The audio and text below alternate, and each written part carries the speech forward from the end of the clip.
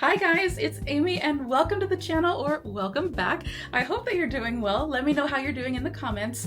Today we are transitioning into fall, and this video I'm going to be doing 40 plus, as you know from the title.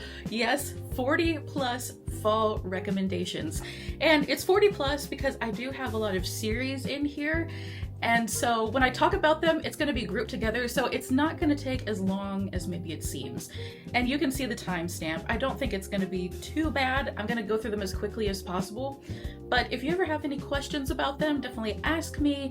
You can definitely check out my Goodreads and all of that. More information if you're wanting to get it. But I'm just wanting to get you like a definitive list with a lot of different categories. I tried to get as specific as possible. We'll see how that goes. But just a little bit of like life. As you can see, I am still, if you don't know, I moved recently. I'm still transitioning as I'm moving in. I have not unpacked all my books. These are just library books. So I am in our studio, like in front of some curtains and everything. And then I recently cut my hair. I actually did it right before filming. And it's definitely bringing out the curly. I don't know how I feel about it yet. It's always like, I got some like shorter pieces here. I'm experimenting, I'm trying something new, and we'll see how it goes. I just haven't really been able to like unpack and just been trying to manage life things and my health. I deal with chronic illness, if you don't know. And so there's just been a lot going on. But I am looking forward to talking about these books and kind of just thinking about the fall season and fall vibes and trying to give you guys some recommendations that will cater to your tastes. I've got quite a few things on here, but the main thing about these books is they're probably going to have some kind of magical element. There's probably like 2 books I think that don't really have magic in them, but they give you the magic of the season.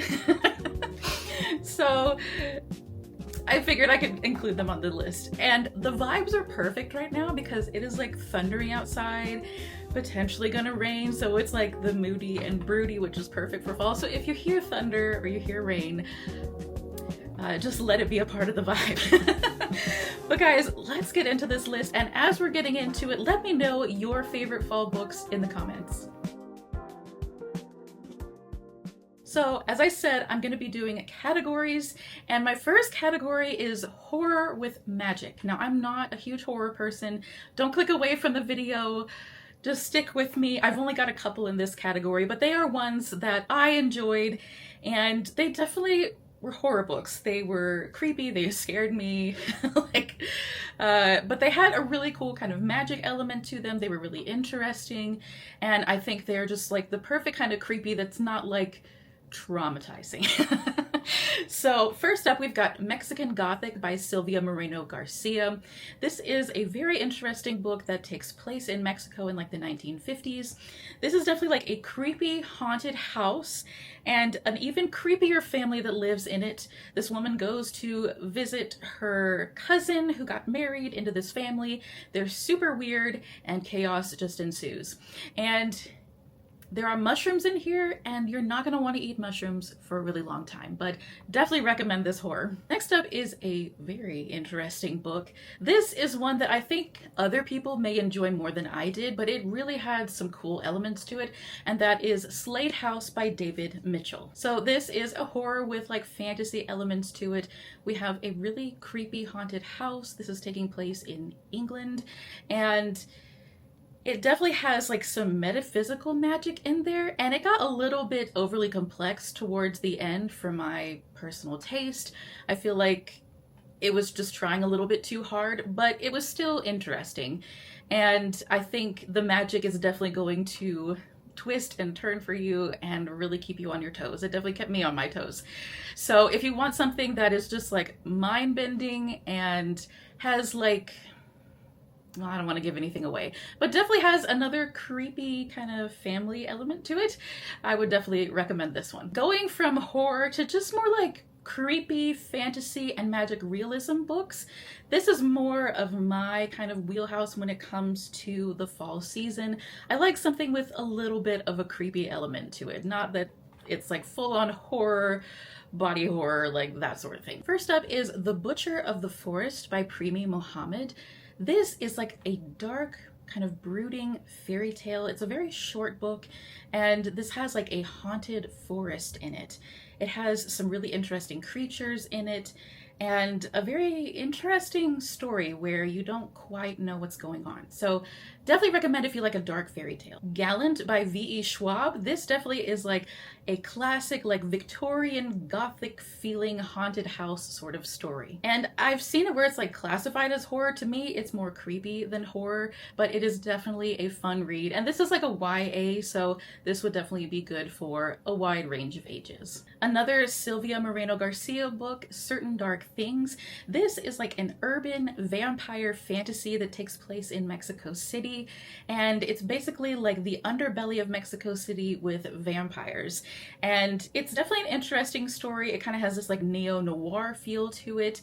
There's sort of a mystery element to it, and it was definitely like a different book for me. I'm not usually a vampire person, but I really enjoyed this one. Thornhedge by T. Kingfisher. This is a dark retelling of Sleeping Beauty. This is a really short book. You can get through it pretty quickly.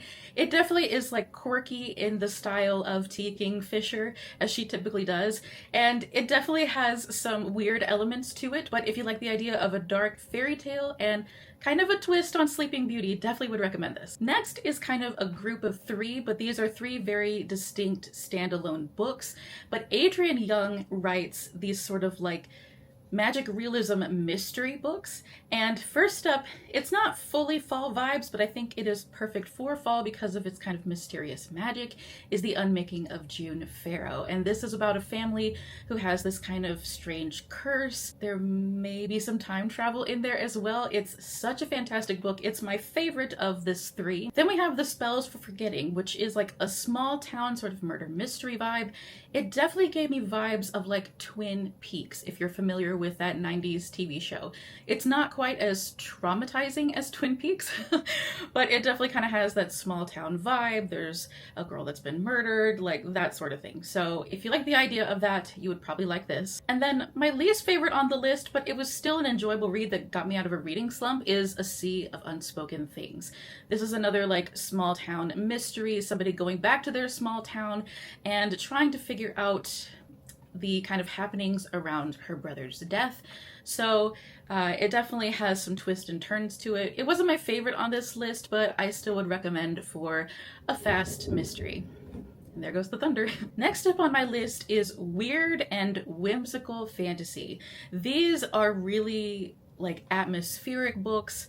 You don't always know what's going on, but they are so whimsical and magical, and they really just take you on a journey. And first up is Piranesi by Susanna Clark. This is a short and kind of creepy, unhinged sort of story where you're basically following this character who lives in this giant maze of a house, and he is like cataloging a house, and it's very weird.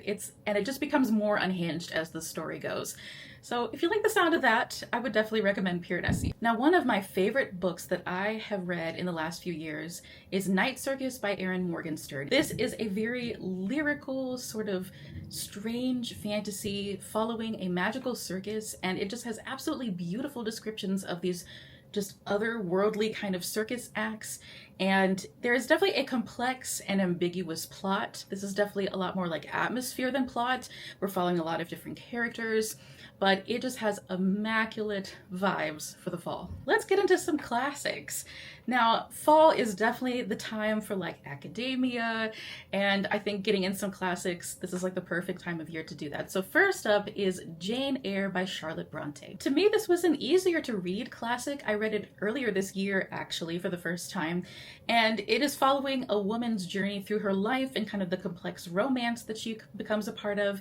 And it was surprisingly funny, but it also had like heartbreaking moments, things that just tug on the heartstrings, but it just really was a fantastic read, and I was able to listen to it through audiobook, and I had a pretty easy time following it. So definitely recommend for an easy to read classic. My next classic is a little bit different. It's actually a play. It's a pretty short play, but that is The Crucible by Arthur Miller. And if you're not familiar with this, this is basically about the Salem witch trials. It definitely has like political commentary and everything, social commentary. Definitely would recommend, just because it is surrounding the Salem witch trials, but it's definitely a classic that I think most people should read. Rebecca by Daphne du Maurier. This definitely has like creepy gothic vibes. It's about a young woman who gets married to an older man and the complex relationship that they have and the kind of weird things that come to light. So definitely recommend for a bit of a creepier classic. Speaking of creepy classics, this is the perfect time to read some Edgar Allan Poe. You probably read some of his stuff in school, like high school literature or in college, but if you haven't read these specific short stories, I highly recommend that you do. The Telltale Heart, an absolute classic, The Cask of Amontillado, The Fall of the House of Usher, and The Mask of the Red Death. I believe there is a movie based on The Fall of the House of Usher. I think there's a show as well. I'm not familiar with the show, but the movie is pretty good. But these are definitely like creepy, borderline horror when it comes to classics. It's more like psychological, but they are such a fun time, and because they're short stories, you can get through them pretty quickly. All right, let's get some levity from the Edgar Allan Poe. Let's get into some autumnal rom-coms. And I don't typically read a ton of rom-coms during this time, but every once in a while I like to throw it in there just to kind of balance out some of the creepier books that I'm reading. And first up is The Pumpkin Spice Cafe. This is by Laurie Gilmore, and she has a whole series that takes place in this small town. The name of the series escapes me at the moment. This definitely has cozy small town vibes. There's like fall festivals, and there's a really sweet romance in there. There is spice in here, so just be aware of that, but it has really cute, heartwarming vibes. Next is an ongoing series, but there are two books that are set in like fall. There is one, I believe, that's the newer book that is set around the holidays, like Christmas, but the X-Hex series, there's the X-Hex and the Kiss Curse by Erin Sterling. These are also small town rom-coms, but they are witchy rom-coms. They have fantastic magic. There are definitely hilarious moments and shenanigans. There are some creepy moments as well, but these are just really fun. There is spice in there. I personally liked the Kiss Curse, the second book, a little bit more than the first one, but that's just me. But I definitely recommend reading them in order because they carry over with details and characters and everything, but highly recommend these for just a fun, cozy time with some witchy magic. Speaking of cozy, let's get into some cozy fantasy. This is the perfect time of year for it. Reading the fall ones, transitioning into winter kind of vibes. I have all the things here for you, and first up is A Dark and Secret Magic by Wallace Kinney. This is a cozy and creepy, sort of witchy, cozy fantasy.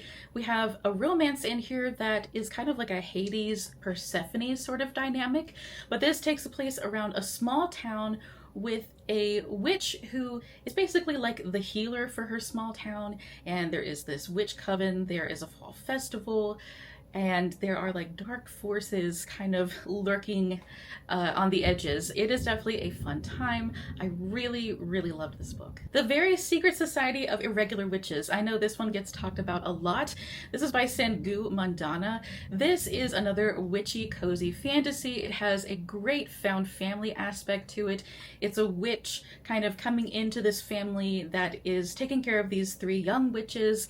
And there is a little bit of a romance in here as well, but it is funny, it is endearing, and it is just a really good time. Now, probably one of my favorite cozy fantasy series is the Emily Wilde series. This is a completed trilogy now, and this actually has more like winter settings, but it does take place in kind of different seasons, but the first book does happen during the winter. But I think this is still perfect for this time of year. It has academia. We have kind of a nerdy scholar who basically studies and researches fae and the adventures that she goes on. There is some romance in here as well.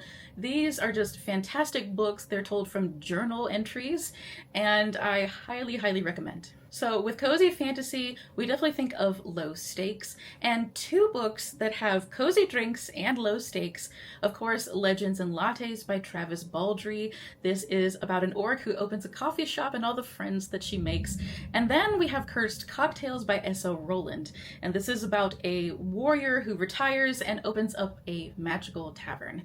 These both have very similar vibes, but they are definitely different plots and everything. But if you want cozy drinks, cozy vibes, a little bit of romance, very little, definitely would recommend these. My next category, I have a couple of series, but these are just like easy to read fantasies that you can kind of get into this world and sit in it for a little while. I have a duology and a trilogy, but these just have immaculate fall vibes. First up is the Shepherd King duology by Rachel Gillig. This is creepy, it is gothic, it has really interesting magic that is like based on cards, and we have kind of a creepy sort of character that lives in our main character's mind. It definitely has fantastic vibes in it. There is some romance in there as well, but I wouldn't call this a romantasy, more like fantasy with a little bit of romance. Next we have the Scholomance trilogy by Naomi Novik. This is definitely a quirky and chaotic sort of series, but it's basically a chaotic magic school where there are monsters lurking about in every corner, and this definitely has like some political elements to it as well, but it is just like high stakes. It is so much fun. It is hilarious, but if you like the idea of a chaotic magic school, definitely recommend. Okay, the thunder and the rain are definitely going right now. Hopefully you can hear me and it's not drowning me out, but that it is just adding to the fall vibes.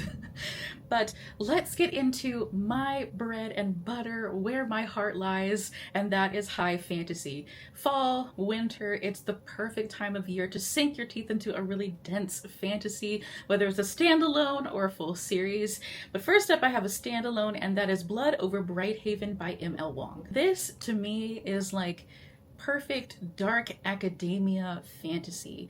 We have a really interesting like academia hierarchy and sort of governmental system.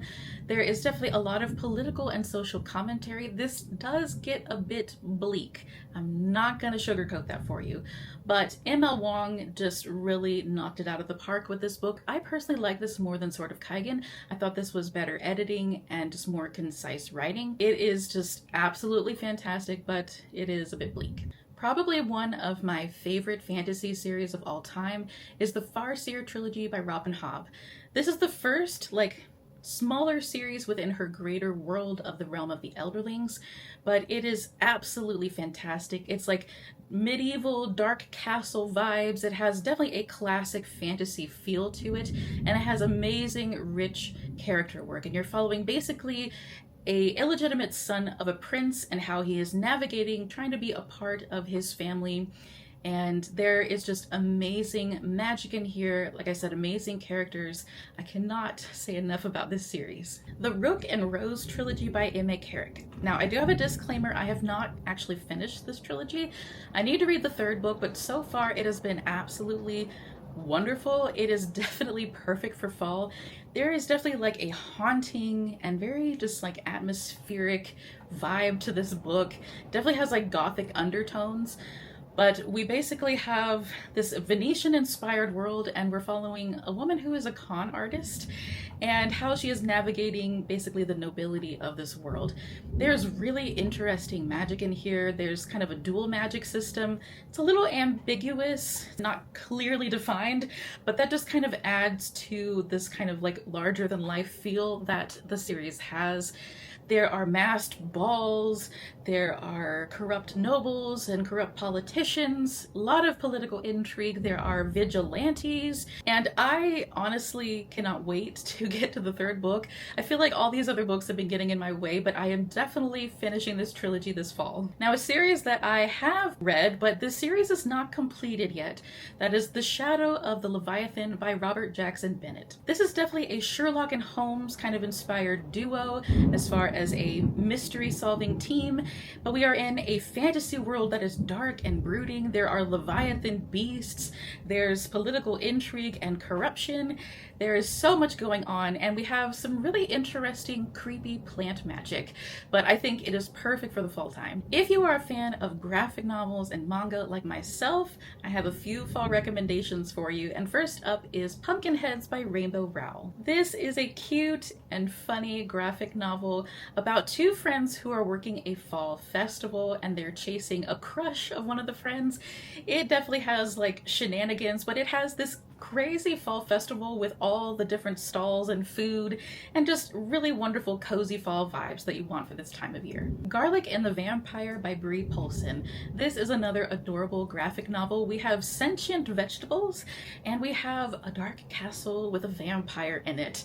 And it definitely has a cute story to it. I definitely recommend if you want something that just has adorable cozy vibes. Another graphic novel that is heartwarming but definitely has some more serious moments to it, that is Sheets by Brianna Thumler. I've only read the first book, but there is a trilogy of graphic novels, and I really enjoyed the first one. I definitely want to read the others in this series, but this is basically about a lonely teenager helping her family's laundromat and an interesting ghost. I don't want to give too much more away about it, but it is definitely heartwarming and I highly recommend. If you are a manga fan, I have a great series for you. This is a 12-book series. It's actually 11 books, and then there's like a 12th additional stories book.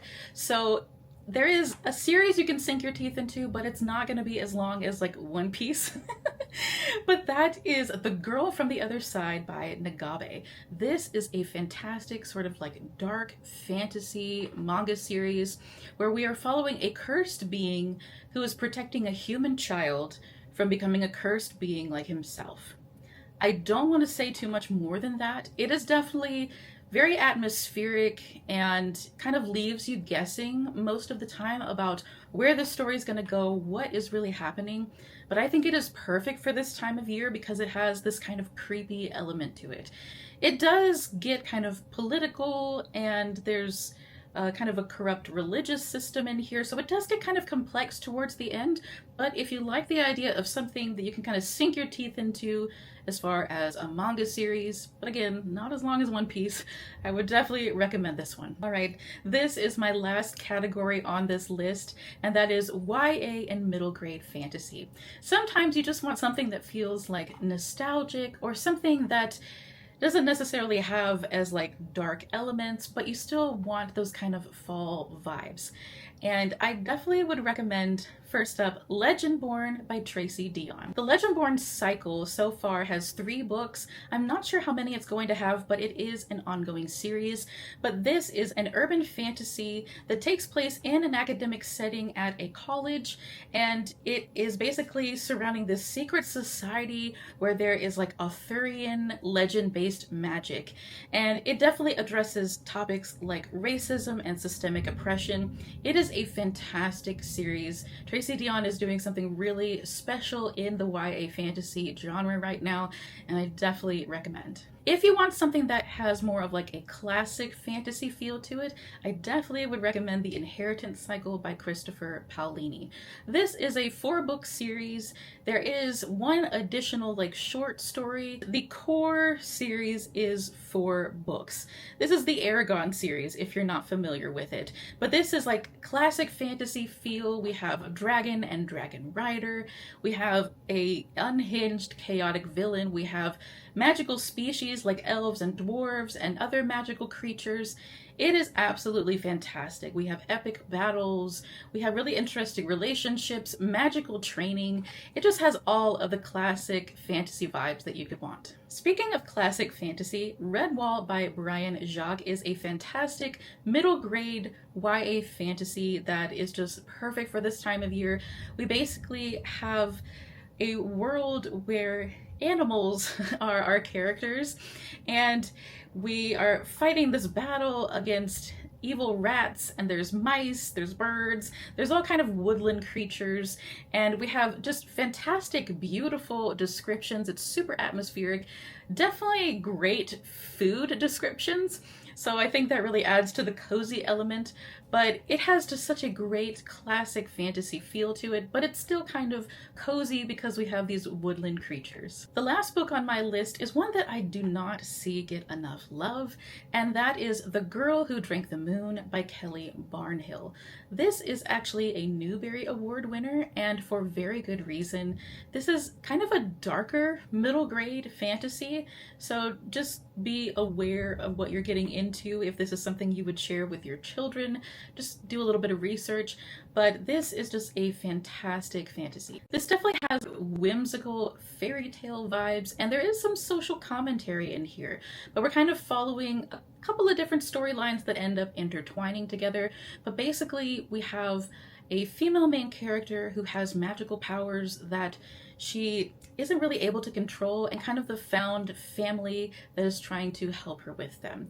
It has just wonderful fall vibes, but it does kind of have a darker tone to it. I loved this book. I love the audiobook. It was very well done, and I definitely recommend for kind of maybe a creepier read, but something that will appeal to a wide range of ages. All right, guys, that is the completed list. Thank you for sticking it out to the end, and if you did, leave a fall leaf emoji in the comments. And I hope that you got some good recommendations from this. If you've read any of these, definitely let me know whether you enjoyed them or not, and definitely leave me your favorite fall book recommendation in the comments. I can't wait to chat about these books with you, but that is going to be it for me today, and I will see you guys again very soon. Bye!